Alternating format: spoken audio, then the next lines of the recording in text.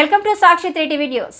కర్నూలు రాష్ట్ర వ్యాప్తంగా ఉన్న కురువ సామాజిక వర్గాన్ని గుర్తించి కర్నూలు జిల్లాలో కురువ సామాజిక వర్గానికి రాజకీయ అవకాశాలను కల్పించిన తెలుగుదేశం పార్టీ జాతీయ అధ్యక్షులు రాష్ట్ర ముఖ్యమంత్రి నారా చంద్రబాబు నాయుడు సామాజిక వర్గ సమీకరణలో భాగంగా రాజకీయంగా వెనుకబడిన కురువ సామాజిక వర్గానికి చెందిన కర్నూలు పార్లమెంటు సభ్యులు బస్తీపాటి నాగరాజుకి కేంద్ర మంత్రి పదవులలో అవకాశం కల్పించాలని రాయలసీమ విద్యార్థి పోరాట సమితి రాష్ట్ర అధ్యక్షులు రాయలసీమ రవికుమార్ మాదాసి మదారి కురువ హక్కుల పోరాట సమితి రాష్ట్ర అధ్యక్షులు సుంకన్న మాదాసి కురువ విజ్ఞప్తి చేశారు.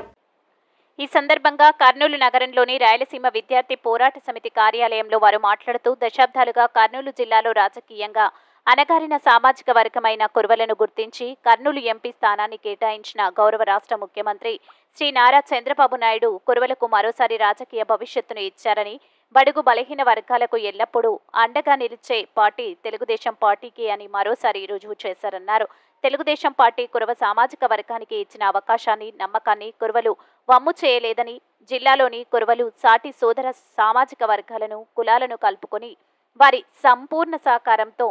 1,11,000కు పైగా మెజార్టీతో తెలుగుదేశం పార్టీ కర్నూలు ఎంపీ స్థానంలో బస్తిపాటి నాగరాజుని గెలిపించుకోగలరని అన్నారు. ప్రస్తుతం తెలుగుదేశం పార్టీకి కేంద్రంలో సైతం ప్రధాన పాత్ర పోషించే అవకాశం ఉన్నందున